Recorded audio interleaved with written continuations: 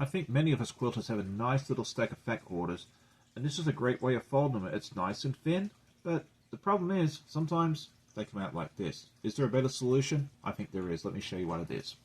Recently I was looking how to fold fat quarters, and I came across a video from my friend over at Thimble Storm. Go check out her channel, it's a lot of fun. And she showed us how to make them like this. The nice thing about these is it's a nice little package.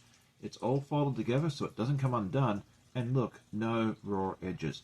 It's real easy to put together. Let's show you how it's done. The first thing you want to do is unfold your fat quarter.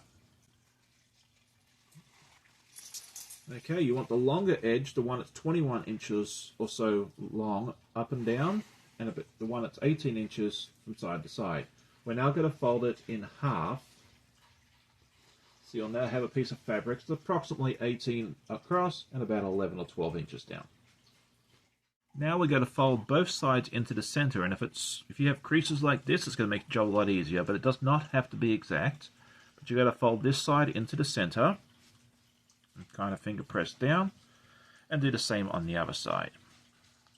Again, it does not have to be exact. I would not sit here and spend a lot of time making sure it's perfect. So you should have a piece of fabric that now looks like this, and then you go ahead and fold one more time. Now see you have a edge with all the folded edges and a nice little pocket right here, along with the other end, which is all the raw edges.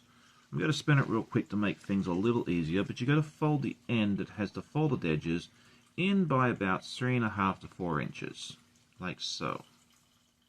I'll pull it up a little closer to make it easier. Just pull up the little pocket here just a little bit and slide the other end into it, like so.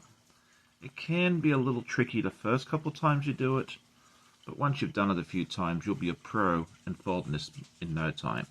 And now you have a nice folded fat quarter, which will stay together and not fall apart. Don't fear if it takes you a few times to get the hang of this. It took me 3 or 4 times to get used to it, and then it was second nature. So just practice a little bit. You may need to fold the fabric over closer to the 4-inch mark sometimes, maybe sometimes closer to 3 1/4, 3 1/2, and after no time, you'll be making a nice little pile like this. The other thing I love about this method is that you can store them vertically, horizontally, which is not so easy to do with these especially. And the other nice thing is because they are a little wider, you can actually see what the fabric is a lot better than this. So, and the other nice thing is that you may think it takes up a lot of room, but if you compress it a little bit, they actually do shrink down a lot as well.